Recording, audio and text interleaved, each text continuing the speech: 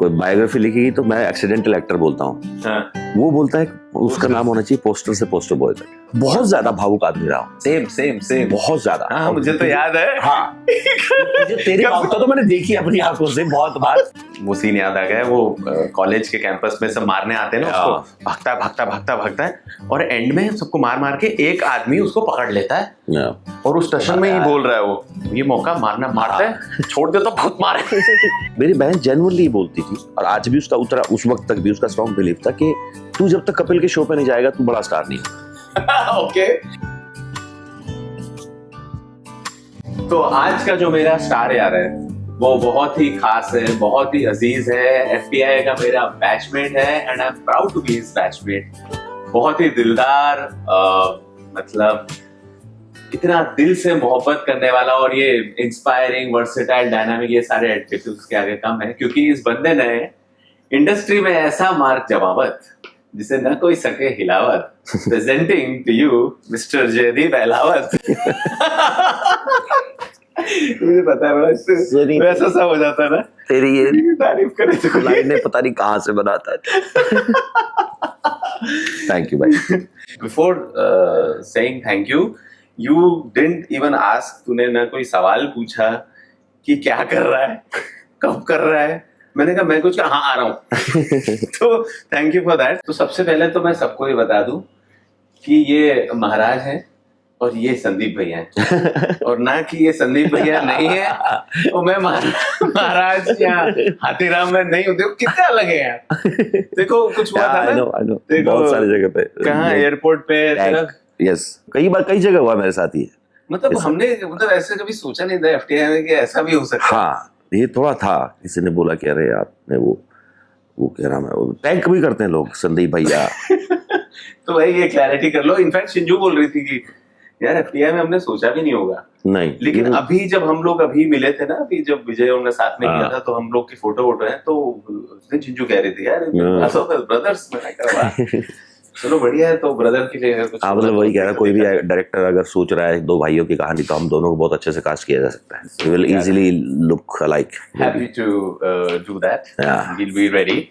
तो पहली चीज तो ये बता कि थोड़ा let's throw a light कि इंडस्ट्री में जब बोलते हैं ना सोशलाइज करना और मिलना काम के लिए इधर उधर, तो आप बताएं मुझे कितना इम्पोर्टेंट है, क्योंकि आप तो मतलब अपना बिल्कुल नहीं है इन सब चीजों में, अपना काम में है तो फोकस, तो थोड़ा उस बारे में यार मुझे लगता है सनी ये है ना बहुत ही सब्जेक्टिव मामला है, बहुत ही पर्सनल चीज है। किसी को लगता है कि हाँ ये करने से उनको कुछ फायदा मिलता है तो करे। मुझे लगता है मेरे लिए थोड़ा एग्जॉस्टिंग हो जाता है वो उस तरह की सोशल गैदरिंग्स में जहाँ आपका बिल्कुल मन ना हो, आप जाते हो, ऐसा नहीं जाते हो, चुपचाप बैठा रहता है तू। हाँ तो वो अच्छा है, क्योंकि नहीं तो ना मुझे जेन्युइन लगता है एक टाइम के बाद इतना एग्जॉस्टिंग हो जाता है वो प्रिटेंड करना, हर जगह हर किसी को हंस के बात करना।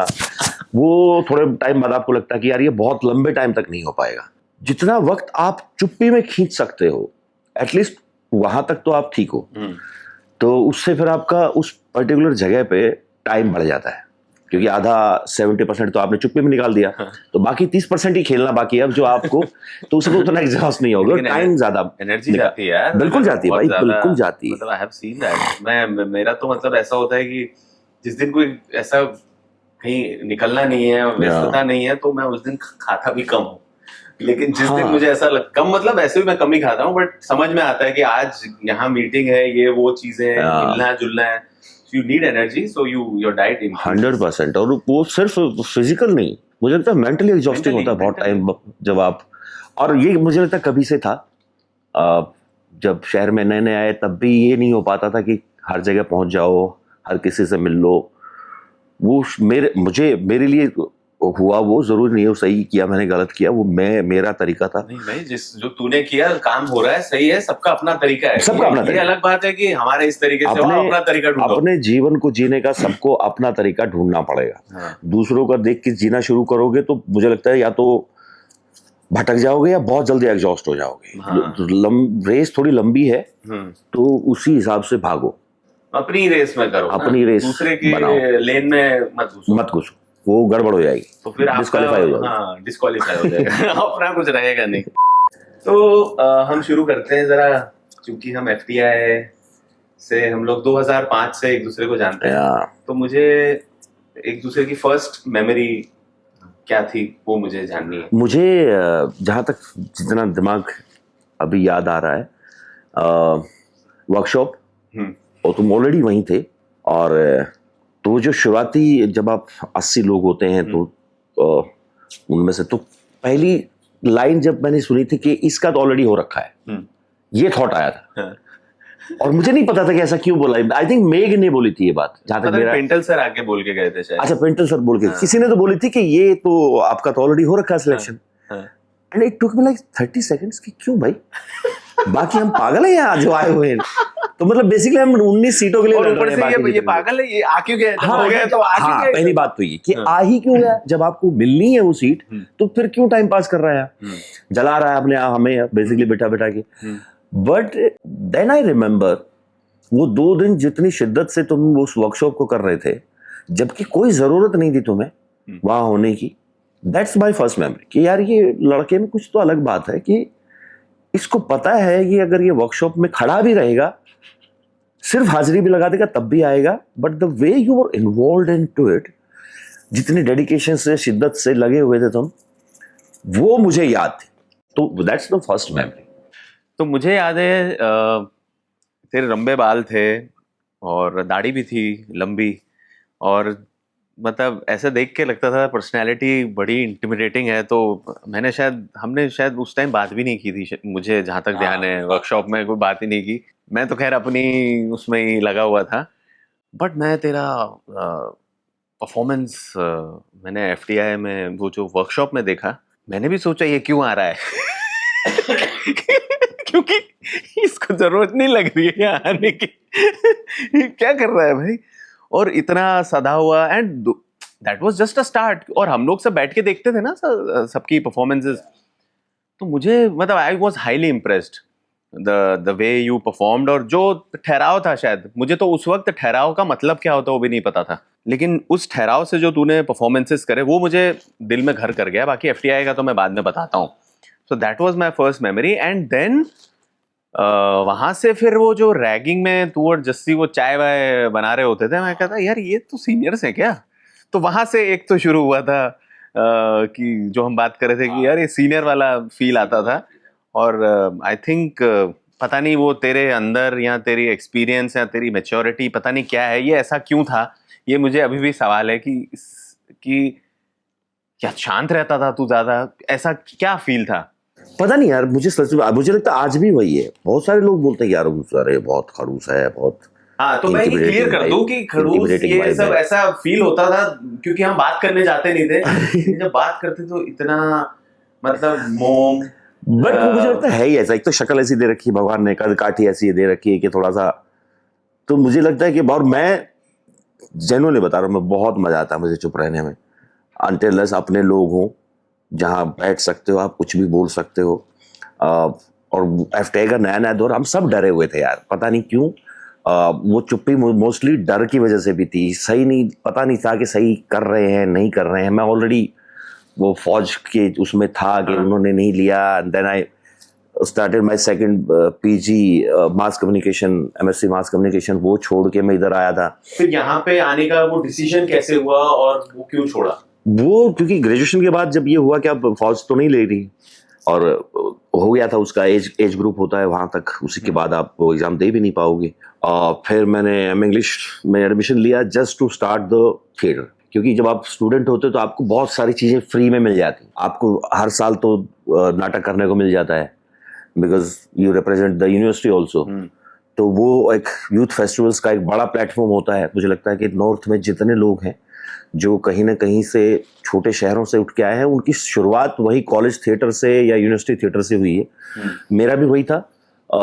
जब SSB नहीं हुई तो मैंने थिएटर करना शुरू किया, और वो 2 साल रहे। थिएटर क्यों, मतलब क्या ख्याल? बहुत छोटी सी घटना है, पर उस वक्त मेरे लिए बहुत बड़ी थी, क्योंकि मैं बहुत परेशान था यार। फौज में सिलेक्शन ना होना मेरे लिए थोड़ा हैवी हो रखा था। 20 साल का लड़का, उसको लगता है कि यार, मतलब ये मैंने पहले भी बोला कि SSB क्लियर ना होना ना मेरे लिए बहुत बड़ी बात हो गई थी। कई बार आपको लगता है ना कि वो आप किसी चीज में इतना घुस गए हो कि आपको वो प्रॉब्लम बहुत बड़ी लगने लगती है।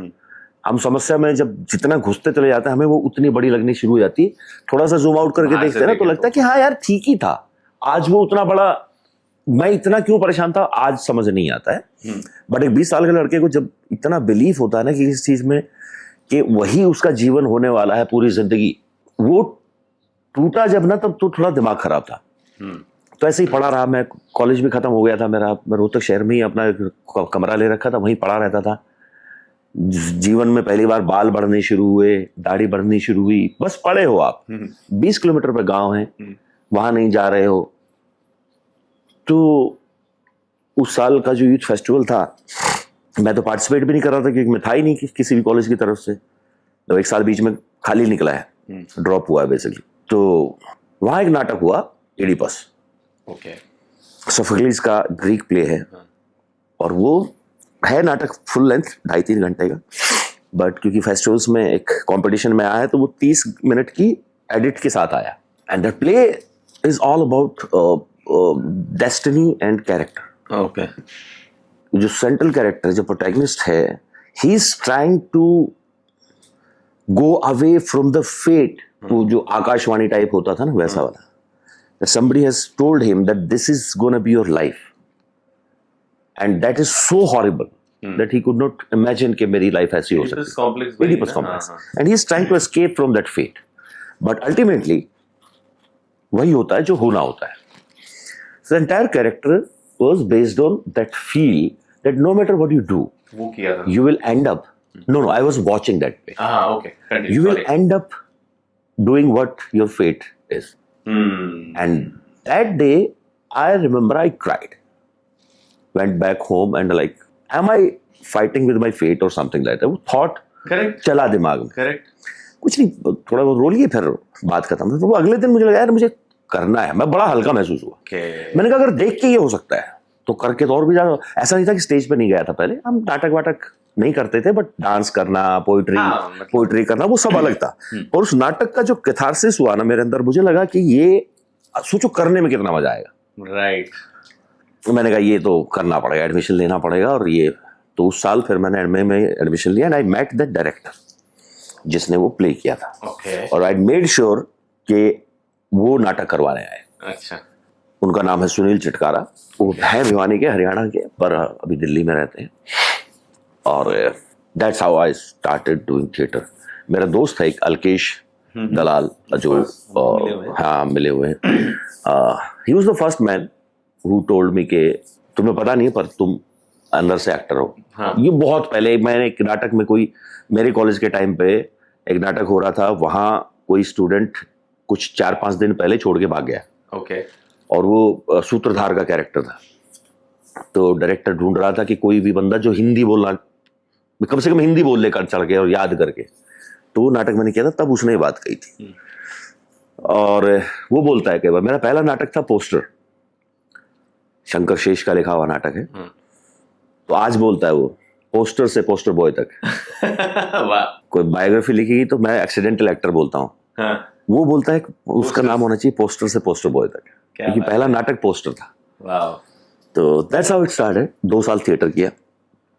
फिर जब लगा कि अब क्या, तो ये फिर सुनील भाई ने मुझे एफटीआई का, क्योंकि एफटीआई उससे पहले खबरों में नहीं थी, क्योंकि वहां कोई एडमिशन होता नहीं था। 25 साल बंद भी था। तो जी हम सबने बस एनएसडी और मंडी और इंडियन थिएटर चंडीगढ़ के बारे में सुना था। उन्होंने कहा कि तू एफटीआई चला जा। मैंने कहा क्या है, गूगल इट एंड नो, अच्छा ये तो बड़े लेगेसी वाले लोग हैं, चलो ट्राई करके देते हैं। बट अब के बार उस जोन में नहीं था, होगा नहीं होगा। हाँ, और हो गया वहाँ। और मैंने उसी साल फिर मास कम्युनिकेशन के लिए भी फॉर्म भरा एक यूनिवर्सिटी में, वहाँ हो गया। ऑफ कोर्स वो जुलाई में शुरू हो गया था कोर्स, जुलाई अगस्त के आसपास, और अपना रिजल्ट आया अक्टूबर में, सितंबर एंड में। तो फिर वो छोड़ के फिर पहुंचे पुणे। फैबुलस। तो मुझे ना एक्चुअली एक तो मेमोरी है, और एक मेरे लिए है, पता नहीं तेरा ऐसा कुछ है कि नहीं। मेरे लिए सबके साथ बॉन्ड आप बनाते नहीं हो ना, वो बन जाता है, वो हो जाता है। सो मुझे वो मोमेंट याद है, हमारी एक एक्सरसाइज थी बिंदा वाली, याद है तुझे? हम लोग उसमें हम मजदूर हैं, मैं, हम बिंदा बनते हैं, और हम हमारे साथ जाती हुई है, और वो अफसर के पास आके हम उसको चिल्लाते हैं कि उसको बोलते हैं कि मत कर, कुछ तो था ऐसा कि जा यहाँ से, वो मजदूर की कुछ तो जाती हो गई थी और वो अफसर उसको बोलता है कि बिंदा जा यहाँ से, ऐसे ऐसे करके, और हम सब मजदूर का ही कर रहे थे। तो उसमें ना पहले नॉर्मल बातचीत है और फिर वो ना उसकी कथारसिस होता है उसका कि प्लीज मेरे घर का ये सब कर दो, ये सब मैं अभी हल्का सा कर भी पा रहा हूँ, लेकिन उस दौरान मैंने तेरे को वो करते हुए देखा था और तेरी हंसते से रेंज लेकर वो तेरा कथारसिस मुझे दिख गया वहां सीट पे बैठ के। मुझे लगा यार ये रेंज क्या है, ये कैसे है ये, मतलब तो मेरे लिए वो, मैंने शायद तुझे कही नहीं होगी पहले कभी, शायद उस वक्त कहा होगा मैंने, यार बहुत बढ़िया है बहुत बढ़िया, लेकिन मैं आज भी वो याद है मुझे, वो तेरा परफॉर्मेंस, मैं फैन था तेरा तब से। थैंक यू भाई। तो वो मेरे लिए बॉन्ड था एक खतरनाक वाला। और end of course I always say कि मेरे सीखने में सबका हाथ है, फ्रॉम टीचर्स टू बैच। वो हम सबके साथ है, तो वो हम सबके साथ है कि हमारा मेरे लर्निंग में मेरे पूरे बैच का हाथ है। हर आदमी का कहीं ना कहीं से कितना भी परसेंटेज हो, योगदान तो है। ये सबने एक दूसरे को इतना करीब से देखा है ना उस क्लास में बैठ के, बुरे से बुरे परफॉर्मेंस में भी आपको लगता है कि यार ये नहीं करना चाहिए था, कम से कम उतनी लर्निंग तो आई कि ये नहीं करूंगा मैं जो इसने अभी अभी किया है। तो लर्निंग ना हो, जो नहीं करना है उसके जानने से ज्यादा होती है, वो ज्यादा बेटर लर्निंग है कि but you should not do while playing something or while in front of camera. What you should not do is, I think, easy to understand and easy to learn. What you're going to do is a very long process. वो धीरे धीरे आप वो छटते जो बचा है वही करना है। हाँ, जो बचा है वो अपने आप हो जाएगा, करने की भी जरूरत नहीं, वो करना नहीं है, वो करना नहीं है, वो वहाँ रहना है बस। तो तेरे को ऐसा कोई एफटीआई का कुछ याद है हम दोनों को लेकर, या समथिंग यू फेल्ट कहीं पे बॉन्ड हुआ है, या ऐसी कोई memory you remember? It's okay. और वी विल, मुझे लगता है कि ऐसा कोई पर्टिकुलर मोमेंट उतने स्ट्रांग नहीं है मेरे पास। एक मोमेंट है, अदरवाइज वो हुआ ये कि जैसे मैंने पहले बताया था, पहली जो इम्प्रेशन था कि ये आदमी बिना किसी जरूरत के मेहनती है, which is very rare quality. पता है, जब आपको पता होता है ना कि हाँ ये चीज़ तो मेरी है, तो उसके लिए आप काम करने की, आपका एक ह्यूमन टेंडेंसी कि आप उसके लिए काम नहीं करोगे। तो वो इम्प्रेशन था वो हमेशा से रहा कि ये आदमी मेहनती है, और ऑफ कोर्स वो पूरे 2 साल में देखने को मिला। मुझे लगता है कि वो जो उस फेज से बाहर निकले ना, जब एक्टिंग वर्कशॉप शुरू हुई, then you see people every day in a classroom. उससे पहले जब हम ग्रुप्स में बटे होते थे, दिन में सुबह मिल लिए, शाम को मिल लिए, तो वहाँ से वो होना शुरू हुआ कि एक बहुत ही ऑनेस्टी के साथ आप किसी एक्टर को देख रहे होते हो काम करते हुए, जबकि वो उस क्लास में ऐसे बहुत सारे लोग थे जो बहुत सारे एक्सपीरियंस के साथ आए थे, बट यू कैन सी के यार उनको वो उतनी ऑनेस्टी के साथ मेहनत नहीं कर रहे हैं। तो वो इम्प्रेशन हमेशा से बना रहा। और एक बार कुछ हुआ था ऐसा ही, कुछ तो झगड़ा हुआ था तुम लोगों का, और आई डोंट नो क्या, मैं क्यों लड़ूं यार सनी से, मेरा क्या लेना देना है, तेरा झगड़ा हो तो तुझे बटना, समथिंग लाइक दैट। तो वो बड़ी अजीब सी सिचुएशन थी जिसमें मेरे साथ विजय सब आ गए थे। तो मुझे लगा कि मुझे नहीं, क्यों, मेरा सनी के साथ कोई लेना देना नहीं, मैं क्यों, ना मेरा कोई बैर उससे, ना मेरी कोई कहा सुनी, ना कोई मन मुटाव, मैं क्यों लड़ूं भाई तुम्हारी तरफ से सनी से। एंड समथिंग हैपेंड, वो मेरा था कि मुझे नहीं लड़ना भाई, वो बंदा बढ़िया है, वो सही है अपनी जगह पे, मेरा कोई उससे मन मुटाव नहीं है, कोई मनभेद नहीं है। तो वो ऑलरेडी शायद बेस बन चुका था इस बात का कि मुझे इस आदमी से ऐसे रैंडम किसी से भी, और वो मुझे बहुत अच्छे से याद है, वहाँ बैठे हुए थे अपना कॉमन रूम की आस पास कहीं, बाहर बैठे हुए थे।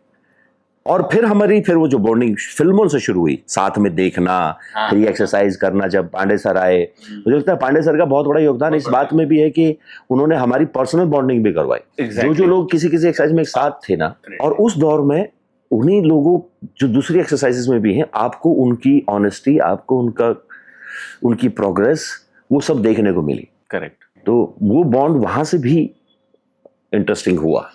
फिर सेकेंड ईयर वाज तो फिर मक्खन था, हम लोग सब ऑल इनटू ईच अदर। आदर्श हिंदू होटल तो खैर बहुत मेजर, वो तो रीजन टू मेजर पड़ाव है बॉन्डिंग, कल्मिनेशन का एक तरीके से कि हाँ भाई ये है, ये लोग हैं साथ बिल्कुल में। है, बिल्कुल है। मुझे एक और चीज तेरी बहुत फैसिनेटिंग लगती है कि तेरा जो एटीट्यूड है ना और तेरा जो नेचर है, अमूमन लोग क्या करते हैं कि कोशिश करते हैं कि अच्छे बने रहें। ऐसा नहीं कि तू बुरा बनता है, बट कोशिश करते हैं प्लीज करने की, या मुझे कुछ हासिल करना है तो उसके लिए कुछ पर्टिकुलर वे में तैयारी करें या कुछ पर्टिकुलर वे में हम बिहेव करें। तेरा ऐसा बिल्कुल भी नहीं है, ना तू किसी को प्लीज करता है, ना तू किसी से डिसरिस्पेक्टफुल है, ऐसा भी नहीं कि तू कोई रूड है। तेरा ये केयर फ्री, मतलब I am sure it has to do something with your self confidence. ये कहाँ से आता है? Because I know even now तू जैसा पहले था, जैसे अब जब काम हो रहा था या काम नहीं हो रहा था, आई सॉ कि तेरे जो एटीट्यूड है उसमें कोई फर्क नहीं है, which is a great thing. So how, what is the reason and how is it in you? I don't know, मेरे ख्याल से ये अपब्रिंगिंग का एक बड़ा हिस्सा था हरियाणा में। वहाँ मुंह फट होना, बदतमीजी नहीं पर बात कह देना एक एक आम मतलब बिल्कुल डरना नहीं, डर नहीं आम है। प्रैक्टिस है वो, कि आपको बोल दिया जाएगा यार सनी ना, ये समझ नहीं आ रहा भाई जो तू कर रहा है, देख ले तेरी मर्जी है, पर मुझे समझ नहीं आ रहा जो तू करना। जो जो हुआ वो एफटीआई उस घटना में, मुझे मैं क्यों लड़ूं भाई? तो तो चेहरा आ रहा था।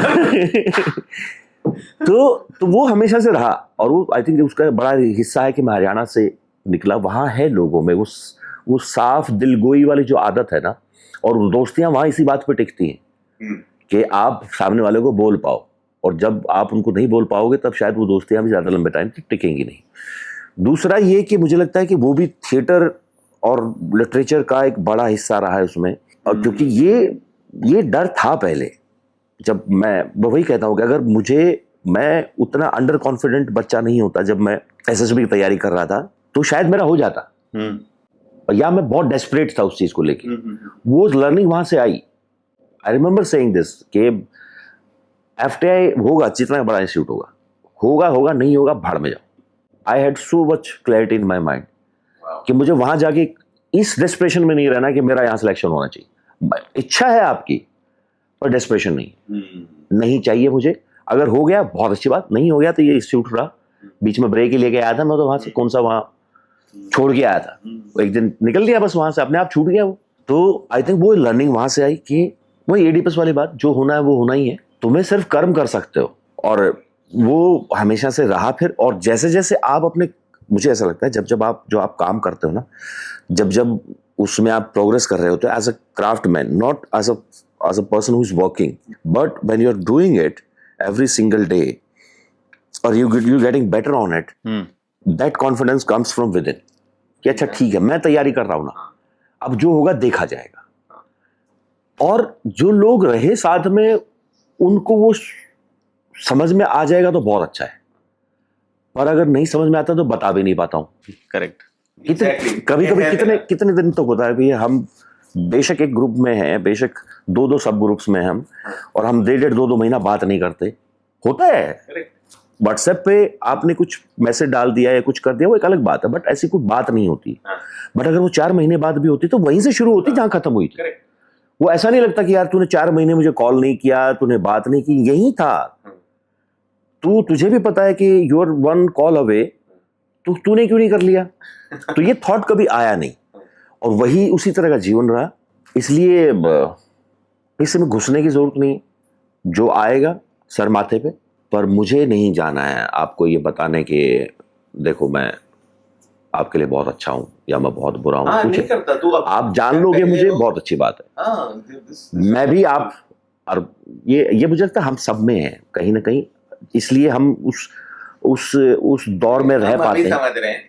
हाँ, वो अलग बात है। एक होता है कि किसी का आईक्यू अच्छा है, लेकिन ईक्यू जो होता है ना, that is very very important. Emotional quotient का मतलब है बहुत ज्यादा भावुक भी नहीं और बिल्कुल डिटैच भी नहीं। तो वो तेरा बहुत वो भी करते करते आया, वो भी, क्योंकि पहले जीवन ने सिखाया, क्योंकि बहुत इमोशनल तू रहा है तू, और मैं भी रहा हूँ। लकीरें ऐसे ही नहीं आई, तो मैं भी, क्योंकि मुझे पता है हम लोग कभी से, तुझे याद है ये, ऑफ कोर्स, मैं तो तब भी ऐसी ही थी, ऑफ कोर्स, बहुत ज्यादा भावुक आदमी रहा हूँ। सेम बहुत ज्यादा। हाँ, मुझे तो याद है। हाँ, तुझे तेरी भावुकता तो मैंने देखी अपनी आंखों से बहुत बार, और मैं सोचता था कि पागल है क्या, इसको पता नहीं चल रहा, अभी ये सही नहीं है। मैंने कहा कोई नहीं, समझ जाए। नहीं तेरा भी मतलब कितना हम लोग कितना मतलब मेरा भी यही था कि बुरा मान जाना यार ये दोस्त ऐसे क्यों कर रहे हैं। मैं बता देता था, तू बताता नहीं था। हाँ। तेरा और मेरे में यही फर्क था। मैं जाके जिसका होता था उसके आगे रो देता था कि ऐसे क्यों कर रहे हो। और तेरा साला 2 महीने बाद पता चलता था कि इस बात पे वहां गाड़ी में नीचे रो के चला गया है। साले बताएगा मुझे लगता है कि मैं कहने की अगर वो भाव रुका मेरे अंदर, देख अभी फॉर एग्जांपल कुछ गलत हुआ और मैं उसके ऊपर अभी रिएक्ट कर दूंगा तो शायद वो गलत हो जाएगा। कई बार हम दूसरे का पॉइंट ऑफ व्यू नहीं समझ रहे होते। समझ कहां से आई? ये भी मुझे लगता है हर दिन ही आई है, लोगों ने ही सिखाया है अपने आप। तो मैं हरियाणा का हूं, इतना समझदार तो नहीं था मैं। नहीं पर तू नहीं करता था। इंस्टेंट रिस्पांस वाले लोग। एफटीआई में हुआ है, एफटीआई में हुआ है, ये सब एफटीआई में हुआ है। एफटीआई के बाद मैंने बहुत कम एफटीआई में ही हुआ है, शायद नहीं वो जर्नी वहीं से शुरू हुई है। वही शहर ने तो आगे ज्यादा सिखाया है, क्योंकि यहाँ कोई किसी का दोस्त दुश्मन है नहीं। जो पीछे से दोस्त दुश्मन बन के आ गए तो आएंगे, यहाँ कुछ नहीं बनने सब अपना अपना। यहाँ रेयर होगा आपका। 10 साल की जर्नी में अगर कोई 2-4 भी ऐसे हैं जो आपके आसपास रहने से खुश हैं तो भी मुझे लगता है नेमत है ये। तो इस शहर ने बड़ा सिखाया वो बात, डोंट रिएक्ट, रिस्पॉन्ड। आज रिएक्ट कर दोगे, जबकि अभी भी होता है रिएक्शन आने का मन करता है, then you wait, let's see कि कल तक ये फीलिंग रहती है कि नहीं रहती। If I am still angry on that man और may be 2 days, then I might say, but then my language will be different. Correct. This is so amazing. उस वक्त रिएक्ट करता तो my language would have been different, the choice of words would have been different, and the level of anger or emotion or any emotion would have been मतलब higher. आपका वो तीर संभाल के रखो, वो लगेगा, गलत टाइम पे निकाल, गलत टाइम पे मत निकाल, क्योंकि वो एक बार चल गया दोबारा उसका कोई लॉजिक नहीं बचेगा, वापस नहीं आएगा। वापस नहीं आएगा। 2 दिन बाद एक such a great way to live, and I think काफी सालों बाद मैं तो अब सीखा हूँ ये।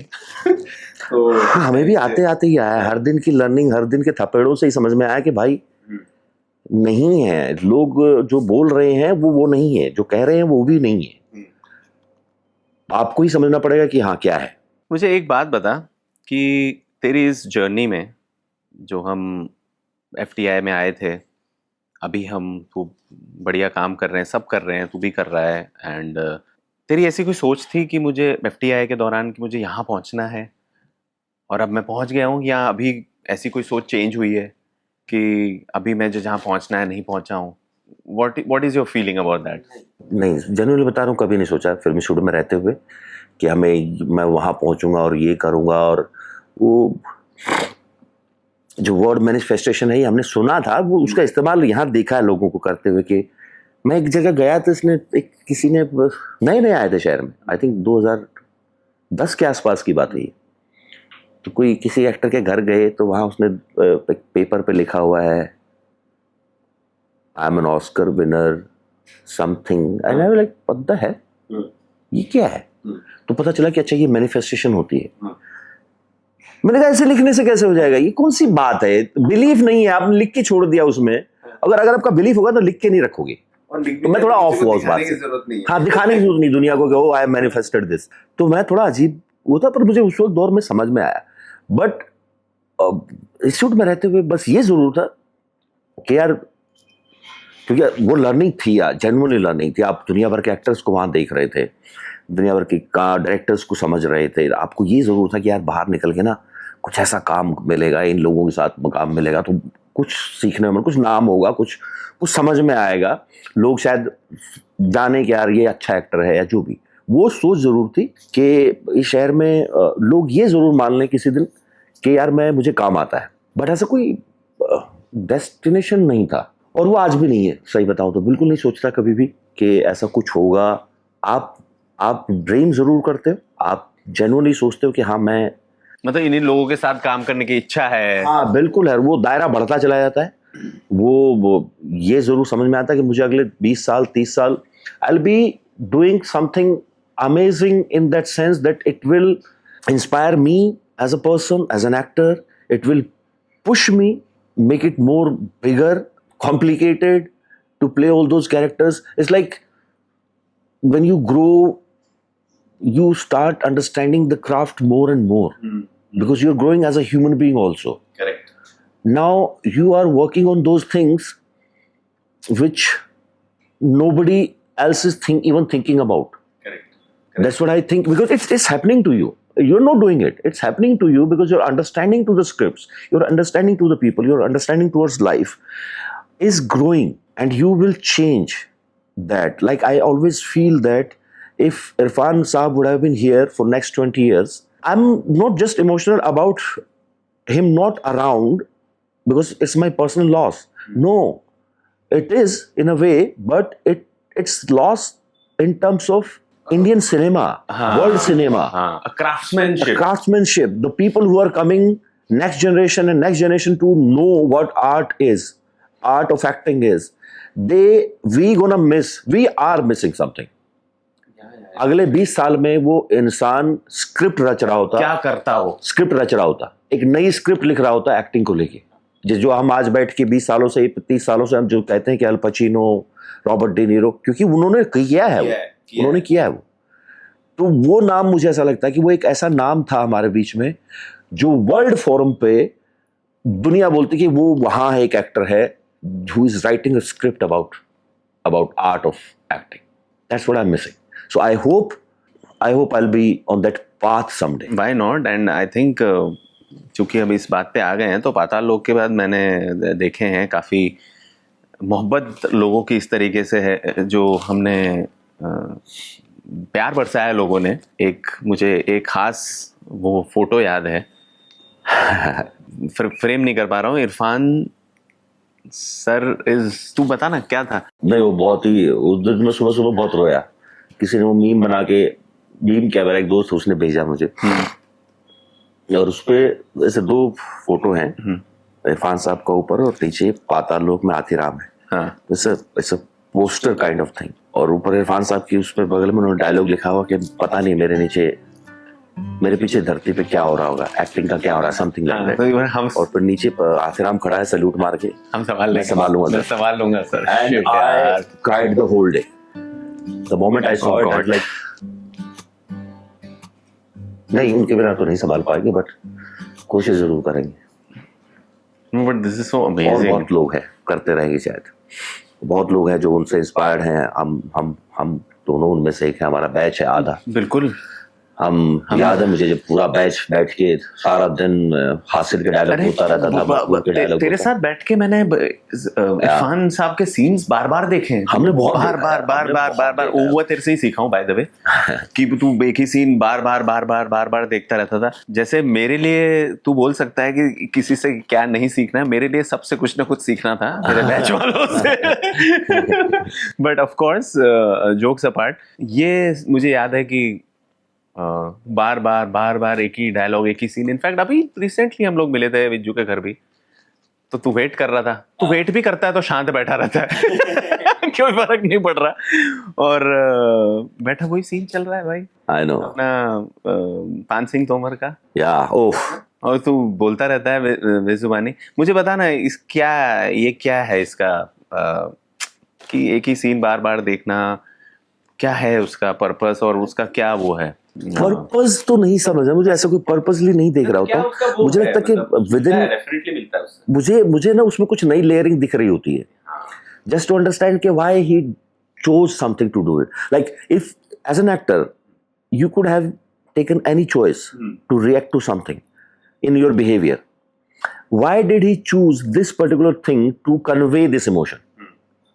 तो when you see a scene, for हम एग्जाम्पल के तौर पे बोल सकते हैं, जब पान सिंह तोमर में वो सीन है, वो अपना खड़े हैं वर्दी में, और कुछ गड़बड़ हुई है, वो आके बोलता है कि ये लोग, बाकी लोग ठीक से नहीं कर रहे। हाँ, पान सिंह तोमर में तो बहुत सारे ऐसे सीन है। वो वाला मुझे याद है कि उसमें वो बोलता है कि जो पूछता है कि तुम कर लोगे, हम हाँ कर लेंगे, और वो देखता भी नहीं है। Maybe if you remember that pertaining to that और anything else you can share. जब वो 3rd किडनैपिंग करते हैं, 3 स्टेट जाके राजस्थान से उठा के लाते हैं, and now everybody they are sitting in the Chambal, और रेडियो पे चल रहा है कि पान सिंह तोमर ने 3 स्टेट उठा के ये कर दिया, वो कर दिया। Suddenly, and that man is so, बैठा हुआ है और वो सडनली चिल्लाते हैं, बंद करो इसको, साला इतना दिन तक देश के लिए दौड़े तब किसी ने कुछ नहीं कहा, आज एक 3 स्टेट करके एक पकड़ल कर ली तो पूरा देश नाम जप रहा है।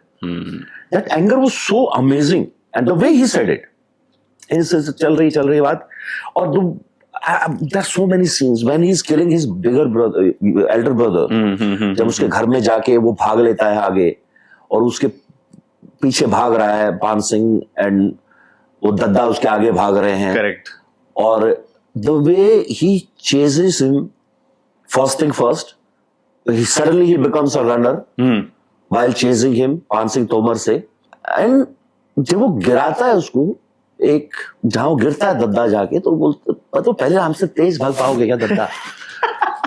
The way he said it ना, कि भाई मैं I am the best runner, और वो जो बोलता है ना उस वक्त अपने भाई को, वो पड़ा हुआ है यार, वो बोलता है हमें माफ करते पान सिंह, हम the way he started it, कि क्या बिगाड़ा था दद्दा हमने यार, भागते थे यार, हम देश के लिए मेडल लाते थे, तू हमसे हमारा ग्राउंड छीन लो, जो वो व्यथा उस आदमी ने बताई है ना पान सिंह तोमर की। और the best thing about, if anybody watches Irfan Saab, what I learn from him every single time, there's so many things, but the best thing I think, the transition from one emotion to another emotion. He's saying something which is very personal to him, and then suddenly तू हमारी माँ को बटते मारो, he's come down to a current, बाप रे, उस journey से लेके आज तक वो एक सेकंड में वो जो चेंज करते हैं ना, इनर से आउटर पे, आउटर से इनर पे, wow, yes, that man had something, some connection to the script, which is you see it.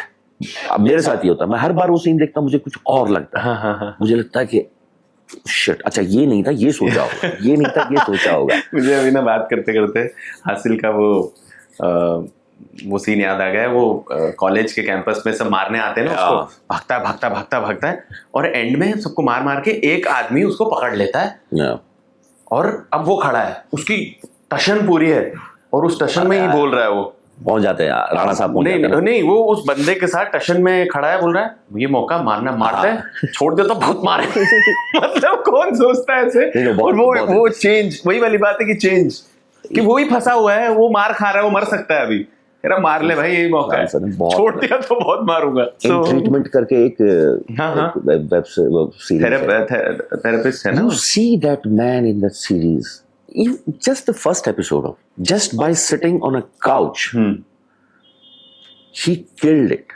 nailed it. So something was going on inside her. So I'm just hoping that हाँ बस ये बस कभी हमारे साथ भी हो ऐसा कुछ कनेक्शन, उन शब्दों का या उस क्राफ्ट का। बिल्कुल बिल्कुल बिल्कुल, और मुझे पूरा यकीन है जिस दिशा से, जिस गति से चीजें चल रही हैं, God's grace, at the end of the day it's the fate and it's your will. और जैसे तू कह रहा था कि हमें कुछ करना नहीं है, हमें बस छांटना है, साइलेंट रहना है, एनर्जी बचा के रखनी है, और जो हो रहा है उसे होने देने के लिए अवेलेबल होना है। So I think that's the mantra of Jaideep Ahlawat, which is great. और आज के दौरान में भाई पाताल लोक 2 भी आ रहा है, तो that has been a game changer. तो मुझे बस ये चीज एक जाननी थी कि तेरे घर वालों का ना, मतलब आई डोंट नो उनको कैसे पता चला, कब पता चला, कब समझ आई। मुझे सिर्फ वो, अगर कोई कहानी है या वो रिएक्शन माँ बाप का या किसी भी घर में जो एकदम करीबी है ना, आई डोंट थिंक सो उनको जो समझ में आए उस वक्त, और वो जान, मुझे लगता है वो कभी जोन में गए भी नहीं। भी आई, कभी तो आई है, अभी तो आई है नहीं, मॉम डैड को तो नहीं। मेरी बहन जेन्युइनली बोलती थी, और आज भी उसका उतरा, उस वक्त तक भी उसका स्ट्रॉन्ग बिलीफ था कि तू जब तक कपिल के शो पे नहीं जाएगा तू बड़ा स्टार नहीं होगा। ओके, ये इतना शिद्दत से बोलती थी वो कि मुझे लगता है कि उसी चक्कर में वहां जाना हुआ एक्शन हीरो के टाइम पे। उनका कुछ है नहीं, मॉम डैड का हाँ उनको है, समझ में जरूर आ जाता है कि अच्छा अब ये सिर्फ हमारा नहीं रहा है, स्पेशली जब आप किसी पब्लिक प्लेस में उनके साथ चले जाते हो।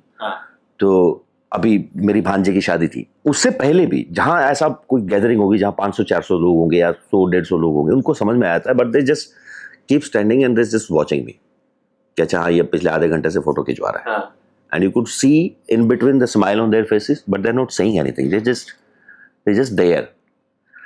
और जैसी वो भीड़ छटी, they are back to the mom dad. Correct, उसी तरह हड़काना, उसी तरह वही सारी हरकतें उनकी।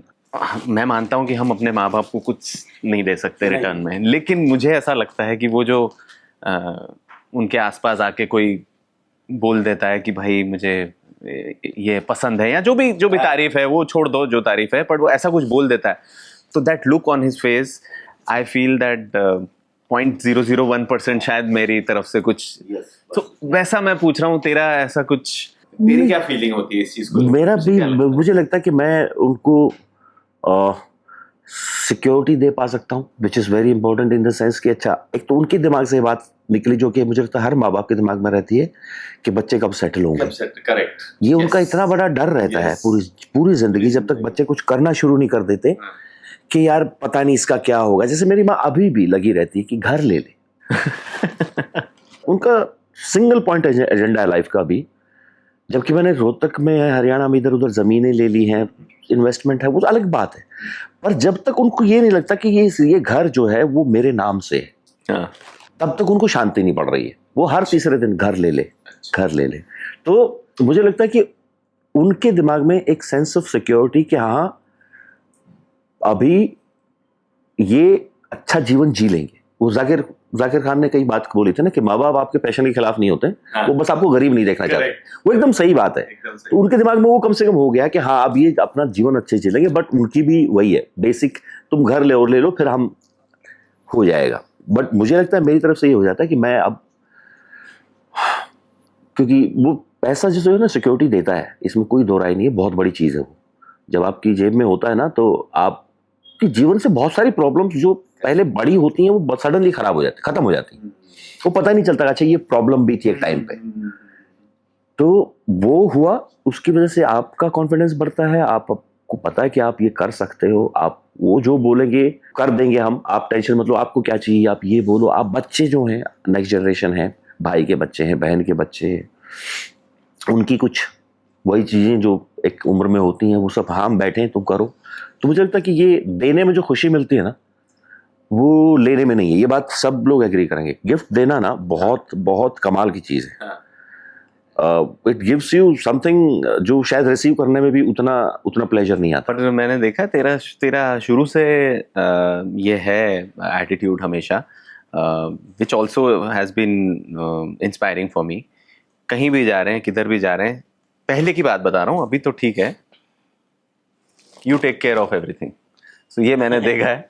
तो ये भी एक तेरा वही गिविंग वाली बात है। हमारी अपब्रिंगिंग ऐसी हुई दोस्त, क्योंकि मुझे मेरे कॉलेज टाइम में कभी ऐसा हुआ नहीं कि किसी ने, जो मैंने कल्चर पुणे में और बॉम्बे में आके देखा है कि कहीं खाना खाने जा रहे हैं 5 लोग तो सब पैसे निकाल रहे हैं।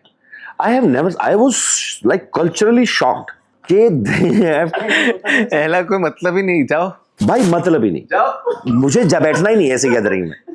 मुझे नहीं बैठना जहाँ मतलब दो चाय पी रहे हैं, एक बड़ा पाव खा रहे हैं और फिर सब 15, 10, 5 रुपए निकाल रहे। भाई सॉरी, मेरे से नहीं होगा। और वो आज भी है, मेरी यूनिवर्सिटी ने सिखाया, मेरे कॉलेज ने सिखाया, रोहतक ने सिखाया बात। मुझे लगता है सबका आज भी एक जगह है इंस्टीट्यूट में, मेरी यूनिवर्सिटी में, वही पुराने टाइम के जो हमारे दोस्त, उन्हीं में से किसी ने वो खोला हुआ है, पूरा एक प्रॉपर रेस्टोरेंट है जो यूनिवर्सिटी में कैंटीन टाइप होती। और वहां आज भी ये है कि जो सीनियर्स हैं, जैसे अब मैं उनमें थोड़ा शामिल हो गया, हमसे पहले पिछले कुछ सालों तक हम उसमें थे नहीं, जो एफटीआई यूनिवर्सिटी के बड़े सीनियर्स हैं, जो हमसे पास आउट पहले हुए हैं 15-20, जो और अच्छी खासी जॉब्स में हैं, सब A क्लास ऑफिसर्स हैं, कोई HCS है, कोई कुछ है। तो वहाँ ये कल्चर आज भी है कि आप वहां जाओ, कॉफी चाय आप जितनी चाहो पी सकते हो और कोई पैसा नहीं देता है। उसका एक लमसम अमाउंट वो सारे सीनियर जो हैं, जो 10-12 हैं, वो महीने में उस बंदे को फॉर एग्जांपल 50,000 रुपए दे देंगे। अब हो सकता है 40,000 की चाय पी गई हो, माइनस 60,000 की चाय पी गई, उसका कोई हिसाब नहीं। तो दैट्स हाउ क्या बात वो कल्चर हुआ। मैं कभी ये बड़ा वो है कि मैं यहाँ बैठ, पर्स भी भारी रखा हुआ, सॉरी ये अंदर नहीं रखा जा सकता। वो मुझे लगता है मेरे अपब्रिंगिंग वो है। मैं ये जानना चाहता हूँ, ये तो मेरा भी एक तरीके से, मेरी भी पर्सनल कश्मकश चलती रहती है, काम कर रहे हैं हम, चीज़ें कर रहे हैं, तो ये मुझे बहुत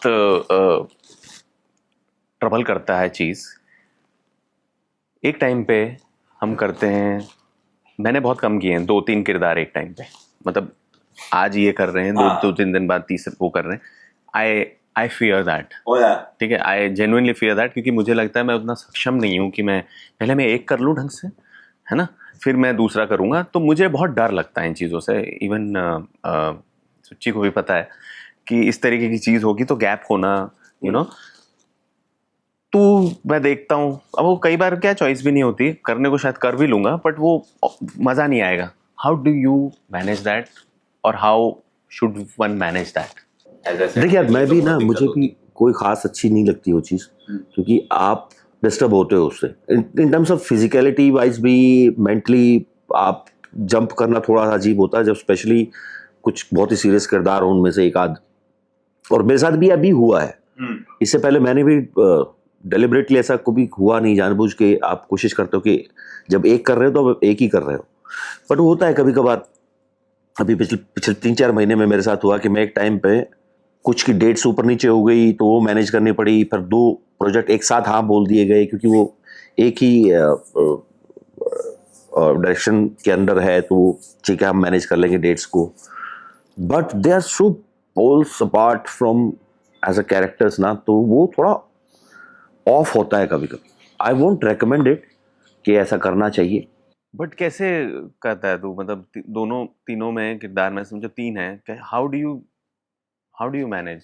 आई थिंक ये आपकी टीम बहुत हेल्प करती है उस वक्त, जो भी अलग अलग कैरेक्टर्स हैं उस वक्त, जो टीम है उनको आपको बोल के रखना पड़ता है कि यार तुम्हें ही समझना पड़ेगा कि ये बीच में बैक एंड फोर्थ। मैं एक टाइम पे ऐसा था कि 4 प्रोजेक्ट एक साथ चल रहे थे, जस्ट बिकॉज के कुछ की डेट्स ऊपर नीचे हो गई, कुछ का थोड़ा सा पोर्शन बचा हुआ था, और the space is so different from Bombay to north east to Amritsar.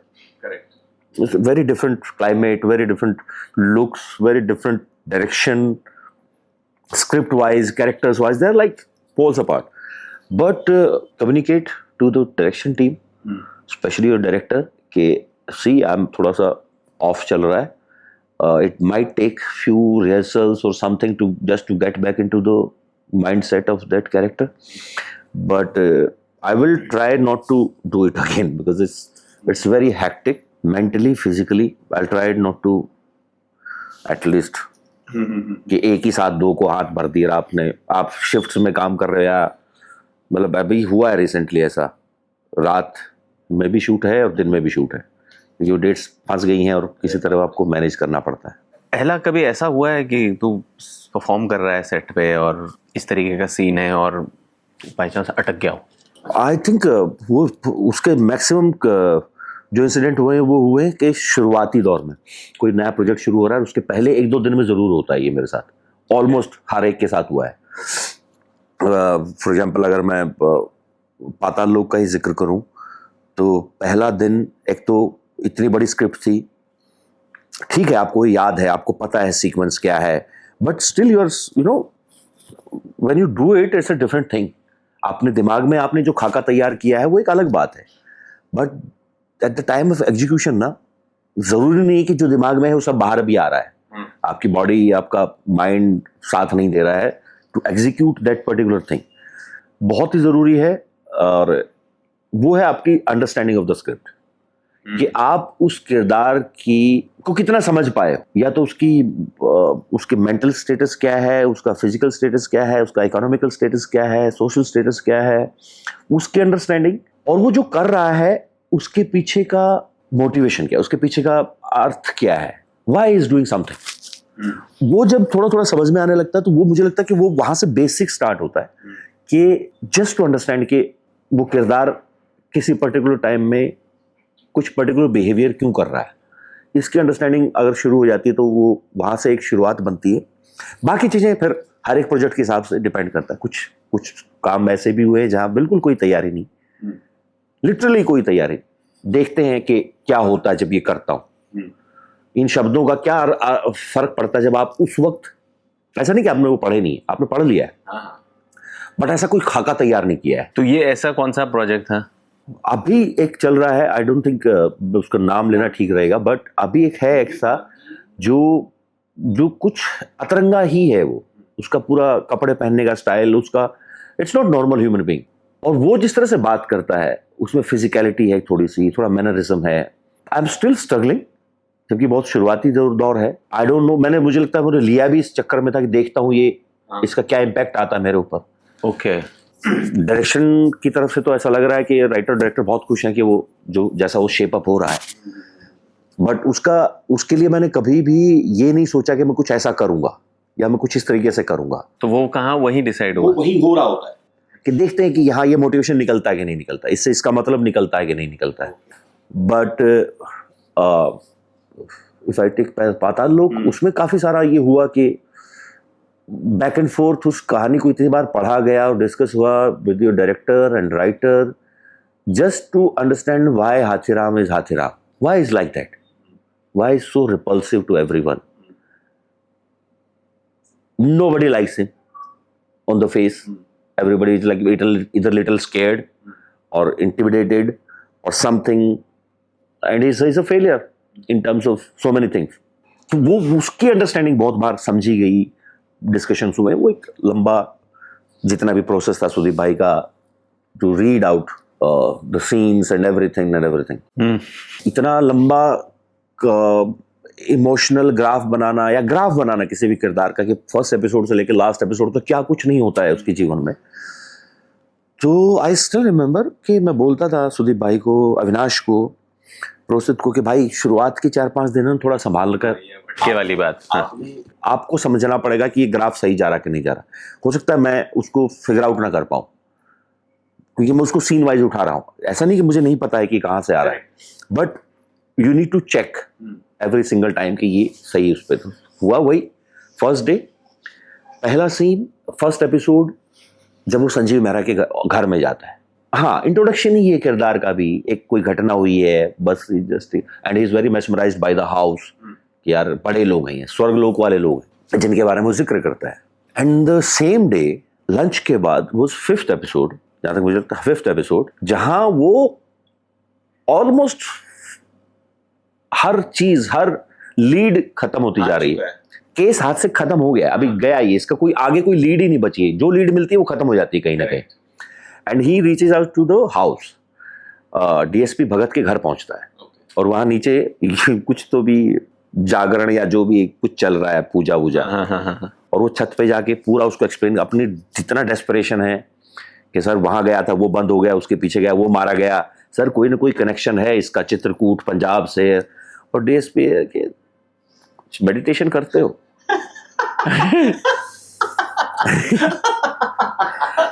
सो वो सीन का जो पेस है वो बहुत डिफरेंट था. अब मेरा पहला दिन, अब वो 1 2 3 4 5 रिहर्सल्स होगी, अब वो जा ही नहीं रहा उस. ओके. और सुदीप भाई बोले कि भाई एक बार बैठते हैं.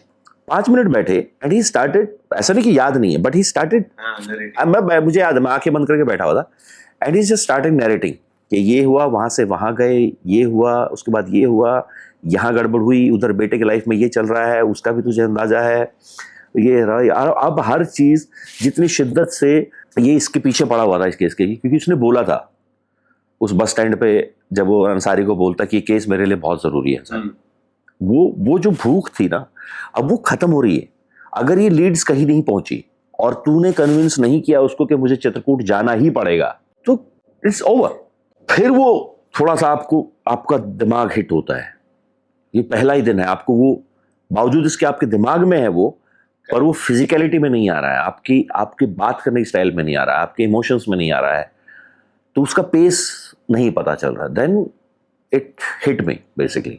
अच्छा हाँ, ओके. देन वो पेस अप होना शुरू हुआ, फिर दूसरे तीसरे टेक में हो गया. तो वो शुरुआती दौर में जरूर होता है कि आप अटक जाते हो, आपको समझ नहीं आ रहा था कि अभी हुआ क्या. हाँ. कहाँ से पहला नोट कहाँ से लगना. जैसे वो थिएटर वाला याद है ना. हाँ. थिएटर में बड़ा बड़ा बोला जाता था जब हम पढ़ रहे थे कि जब नाटक का पर्दा खुलता है और जो पहली आवाज आती है उसको पहला नोट बोलते हैं, वो बहुत इंपॉर्टेंट होता है क्योंकि वहां से डिसाइड होता है कि ये कहाँ जाने वाला है. करेक्ट. या इसका क्या थीम होने वाला है, या इसका क्या पेस होना है. It's same as films also. जब फिल्म का पहला सीन आता है, first frame is very important. First image of a film is very important. वही सुर तय करेगी ना ऑब्वियसली. वो बहुत स्ट्रगल होता है शुरुआती दौर. बट मैं इस चीज से भी मतलब ये कुदरती नहीं हो पाई मेरे साथ, जैसे एज यू सेड कि तू लिटरेचर पढ़ा और उन सब चीज़ों की वजह से बहुत ज़्यादा समझ आई। तो मुझे ऐसा एक मैं थॉट शेयर कर रहा हूँ कि मुझे ऐसा लगा कि कभी मुझे लाइफ में उस वक्त किसी ने बताया होता कि लिटरेचर पढ़ बहुत सारा, क्योंकि पहली बार आके मैंने एफटीआई में ही शुरू किया था, फ्रॉम प्रेमचंद और वो सारी चीज़ों को लेकर। तो मुझे लगता है वो कितना कमाल रहता है। जैसे मैंने it's great I did engineering in a great college with good marks and everything is great, that's great, but sometimes I feel कि मैंने अगर लिटरेचर किसी उसको कुछ पढ़ा होता है या कुछ इस तरीके की उसमें आप इमोशंस, ह्यूमन अंडरस्टैंडिंग्स और वही सोशल, इमोशनल, इकोनॉमिकल, ये सब इतनी सारी वो होती है ना, तो शायद अलग होता। खैर अभी जो है वो भी ठीक है, सिर्फ एक्टर्स के लिए भाई For everybody, ना? बहुत बहुत स्ट्रांगली बिलीव करने लगा हूँ पिछले काफी सालों से कि मुझे लगता है लिटरेचर जो है ना वो सबको ही पढ़ना चाहिए, को पढ़ना चाहिए। उसका आप इस बात से लेना देना नहीं है कि आपको एक्टर ही बनना है या नहीं बनना है। मुझे लगता है साहित्य जो है चाहे किसी भी फॉर्म में हो, वो पोइट्री हो, शॉर्ट स्टोरीज हो, नॉवेल हो, ड्रामा हो, किसी में भी आपका रुचि है, किसी में भी आपका इंटरेस्ट है, वो आपको ना जीवन का एक नया अध्याय खोलता है आपके सामने, जीवन को समझने की नई दिशा देता है आपको, क्योंकि वो इसीलिए राइटर्स है ना, राइटर्स टाइमलेस होते हैं, पेंटर्स, राइटर्स टाइमलेस होते हैं। जो लिख के चले गए ना वो कभी खत्म नहीं होगा। वो वैसा ही फील करोगे आज के 20 साल बाद भी। वो एक इंसान कुछ 37 नाटक लिख के चला गया और जिंदगी भर के लिए दुनिया भर के डायरेक्टर्स, एक्टर्स के लिए वो चैलेंज छोड़ के चला गया कि तुम मेरे नाटकों को इंटरप्रेट करते रहोगे, अलग अलग तरीके से करते रहोगे और फेल भी होगे, सक्सीड भी करोगे उसमें, पर हर नई खेप उसको नए ढंग से देखी। Correct and to summing it up what you said कि सबको देखना चाहिए, उसका मैं एक छोटा सा वो बताता हूँ कि अगर हम ये चीज़ें करेंगे ना, हर कोई लिटरेचर, पोइट्री या कुछ भी देखेगा ना, तो it will give an emotion which is probably empathy. और मुझे लगता है अगर एम्पैथी की बढ़ोतरी हो गई ना हर किसी के हार्ट में, तो it will be a better place, क्योंकि हम लोग अमूमन अपने बारे में सोचते हैं और अगर एम्पैथी होगी तो दूसरे के बारे में सोचेंगे, then life will be easier. So I think that is a great thing. तेरी इस पूरी जर्नी में पार्टनर का कितना बड़ा सपोर्ट रहा, दोस्तों का कितना बड़ा सपोर्ट रहा? मैं बता रहा हूँ, मुझे जब पहली बार किसी ने बोला कि तू एक्टर बन सकता है, तुझे पता नहीं है पर तू अच्छा कर सकता है, दोस्त था, ये भी एक दोस्त नहीं बोला था। और फिर वहां से जो जर्नी शुरू हुई उसमें सब दोस्तों ने ही उस चीज को सही गलत का आपको बताते रहे, जितना भी वो जानते थे या जितना मेरी अंडरस्टैंडिंग थी। फिर एफटीआई के बाद का तुझे पता ही कि यहाँ कितना कुछ इस शहर से हम बचा पाए अपने आप को, या जो भी हम डेवलपमेंट कर पाए, अपने आप को बेटर बना पाए, उसमें एक दूसरे का बहुत अच्छा योगदान था। जरूरी नहीं कि आप फिजिकली किसी के साथ हो, बट जस्ट ये इतना एहसास भर भी होना कि there are people around you, if you call them they will talk to you, they will make you relax maybe। आप उनसे 4 बातें करके आई थिंक इस भाव से बाहर निकल के आ सकते हो कि यार कुछ भी अच्छा नहीं हो रहा है। तो ये जो एहसास है कि आपके आसपास कुछ लोग ऐसे हैं जिनको आप कभी भी कॉल करोगे तो आप, हो सकता है आप सही हो गलत हो, उसमें भी आपको उस थोड़े से प्रपंच से ना, उस जाल से थोड़ा सा खींच के बाहर ले आएंगे वो। तो उनका जो लेंस है ना वो आपको हेल्प करता है सीन को समझने में, क्योंकि आप बहुत अंदर होते हो। करेक्ट। वो चार्ली चैपलिन सर ने कहीं बोला था कि life is a tragedy in a close-up and it's a comedy in long shot. So your friends are always in a long shot, they will pull you out from that tragedy कि भाई it's okay.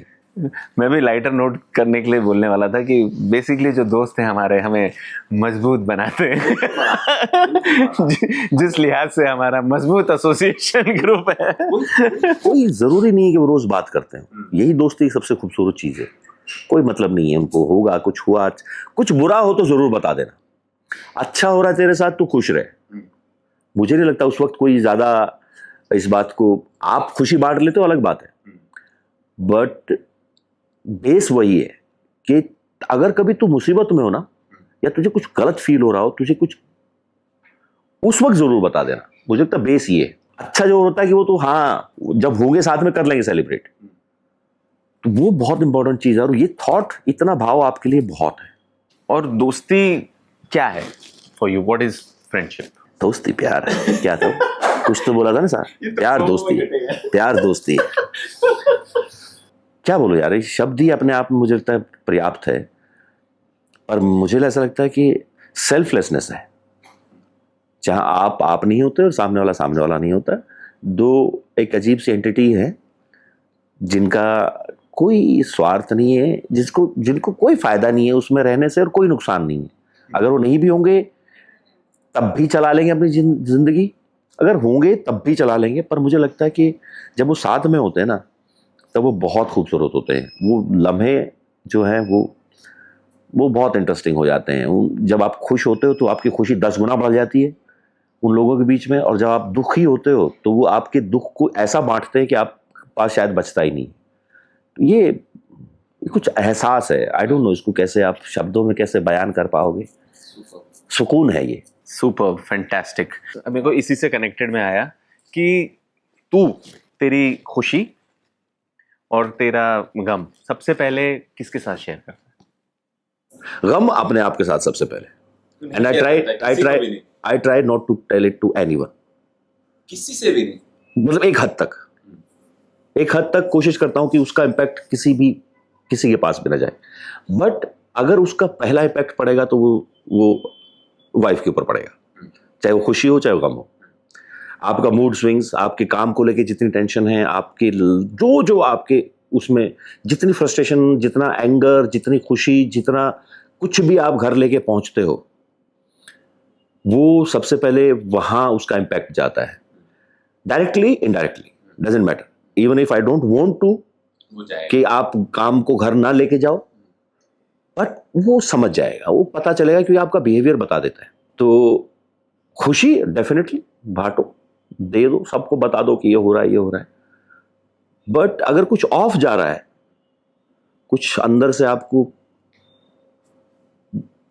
दुख तो पता ही, वो अलग अलग उसमें होता है, बट कोई भी ऐसी चीज जो सही नहीं जा रही, आप कोशिश करते हो कि आप तक रहे, उसकी एनर्जी फैले नहीं, और एक टाइम बाद सुधर जाएगा वो। आप उसको टाइम दे देते हो कि हाँ ये ठीक है। फिर कभी ऐसा भी तो हुआ होगा नहीं सुधरा, तो what do you do for that? समझो अगर इस तरीके का लो मोमेंट है या लो फील हो रहा है, आपके पार्टनर के ऊपर तो डायरेक्ट इफेक्ट है, उसको तो पता ही है। बट अगर बात उसके सॉल्यूशन की है, तो फिर you find the best person. ये किस तरह की प्रॉब्लम है और ये किसको बताई जाएगी, तो I share to the person जिसका मुझे पता है कि उससे ये बात करूंगा तो इसका सॉल्यूशन उसके पास जरूर होगा। आई आइडेंटिफाई कि अच्छा हाँ, किसको शेयर करने से ये रेक्टिफाई हो जाएगी। और अगर कोई भी नहीं है ना, फिर आपको फिर नहीं लेके जाऊंगा, फिर वो ठीक है, वो फिर उसको टाइम दे दो, वो अपने आप ठीक हो जाए, फिर उसका कोई लेना देना नहीं। But most of the time कोशिश करो कि, फिर से वही बात, जब आप किसी नेगेटिव फेज में होते हो ना, आपको नेगेटिव फेज बहुत बड़ा लग रहा होता है, उतना होता नहीं है। ये बात समझनी बहुत जरूरी है, क्योंकि आप उसके अंदर हो, आपको बाहर का कुछ दिखाई नहीं दे रहा होता है। जिस दिन आप उसको थोड़ा सा पीछे हटके देखना शुरू कर दोगे, उस दिन वो छोटा लगना शुरू हो जाएगा। ये वैसा ही है, जब हम आज 20 साल पहले जो चीजें कितनी बड़ी लगती थी, आज ऐसा लगता कि नहीं, खाम का ही परेशान थे हम। और ये हमेशा होता है, चाहे वो फिर कोई भी जनरेशन, आने वाले जनरेशन, अभी जो 20 साल के, 21 साल के हैं, 17 साल के हैं, स्पेशली हमारे जैसे जो हमारे मेट्रोज हैं, उस उम्र में उनको अपनी समस्याएं इतनी बड़ी लग रही होती हैं, और वो समस्या ही नहीं है, उन्होंने दिमाग में बनी हुई है। तो फिर वही है, जो भी ऐसा कुछ नेगेटिव फेस हो, just stay and it will पास।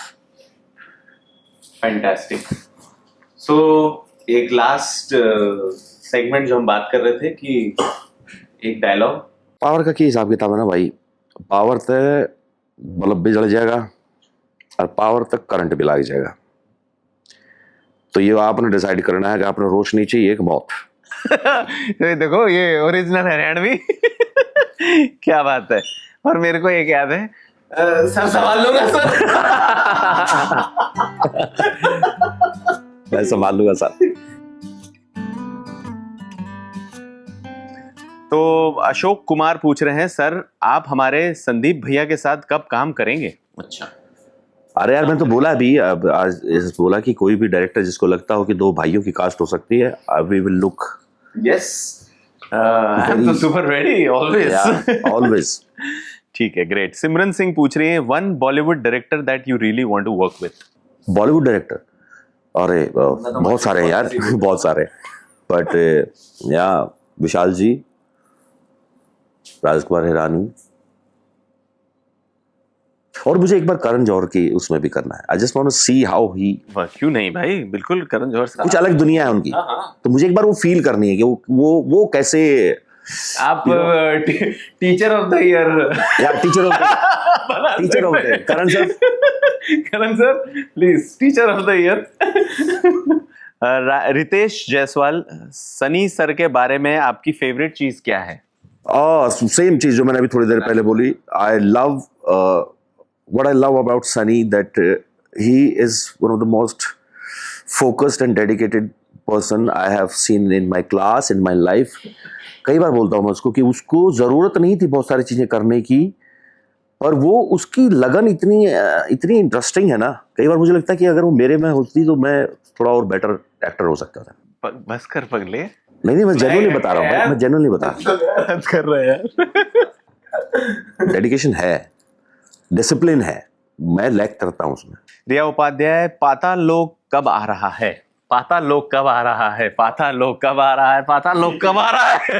हर किसी का देश में सवाल है, पाताल लोक कब आ रहा है? हम थोड़ा पहले शूट कर रहे हैं ये इंटरव्यू, और जब आप ये देख रहे होगे तब तक आपको ऑलरेडी पता चल चुका होगा कि पाताल लोक कब आ रहा है. निस कुमार, जयदीप सर से पूछना है कि क्या वो पुष्पा 3 में विलन के लिए खुद को अप्रोच कर सकते हैं? ये क्या सवाल है? वो कहना चाह रहा होगा क्या वो चाहते हैं कि वो पुष्पा 3 में विलन करना चाहते, इस तरह होगा ना. If he wants to. मैं हिंदी में पुष्पा खुद ही कर लेता हूँ ना. मैं झुकेगा नहीं साला. तो अच्छा, अब एक मुझे लास्ट चीज सिर से बोलनी है कि चूंकि आप आए, आपने इतनी मोहब्बत दी और इतना प्यार दिया, तो मैं आपको कुछ देना चाहूंगा. एक छोटी सी भेंट, और उसके बदले में मैं एक छोटा सा आपसे चीज मांगूंगा. मैं जो बताता हूँ पहले आप ले लें. आपके लिए मैंने लिखा भी है. Thank you thank you thank you thank you thank you. अरे वाह, क्या बात है. हम बात भी कर रहे थे लिटरेचर की, ऊपर से ही दिख गया. ये तो जितनी हो जाए घर में उतनी कम है. ये है हमारी मानसरोवर का पूरा भाग. प्रेमचंद जी, क्योंकि हम लिटरेचर की इतनी बात कर रहे थे, खुद से जो चीजें हुई. क्या बात. Thank you. So this is a gutter for you. वक्त मिले तो पढ़िए. आई am sure you would be craving for वक्त राइट नाउ, है ना? बट हाँ, कोई रिवाइज हो जाएगी सारी. Thank you. This is amazing. बात करते हैं आसमान की, चाय पीते हैं उधार पे. हाँ कमी न है. that irritates you about Sunny the most? यही है क्या? नहीं उसका बहुत वियर्ड सेंस ऑफ ह्यूमर है यार. पता नहीं कितने गंदे पीजे मारेगा और जबरदस्ती हंसाएगा उस बात पे. मतलब अगर हमने मतलब मिस भी कर दिया ना कि पता है कि गंदा पीजे है एंड यू इग्नोर इट, नहीं पोक करके ना दोबारा से सुनाएगा और फिर हंसाएगा. अरे तूने मेरे सुना नहीं मेरा पीजे, पर उसका कभी से ही, which is funny also and not so funny sometimes. यारी तेरी शान है मेरी. यार जो आप लोगों को ये बातें सुनती लगी हो और आपको मजा आया हो तो लाइक करें, शेयर करें, सब्सक्राइब करें, क्या नाम है, कमेंट्स करें. और हरियाणवी में भाई बोलेगा कि अगर कैसे बोलना, क्या यही सेम लाइन? और क्या देखो भैया, आई एम श्योर सबने बढ़िया लग गया होगा. तो बढ़िया लग गया हो, नहीं लग गया हो, तब भी जाओ, लाइक करो, शेयर करो, सब्सक्राइब करो, ना तो फिर देख लो ना बुद्धा क्या बुद्धा फंड करा दो, झट करा दो. बट थैंक यू भाई. ये मोहब्बत है अहला की. Thank you so much for coming and joining Sunny सुनाई बातें. सो प्लीज देखिए. Thank you so much. Thank you. Love you अहला.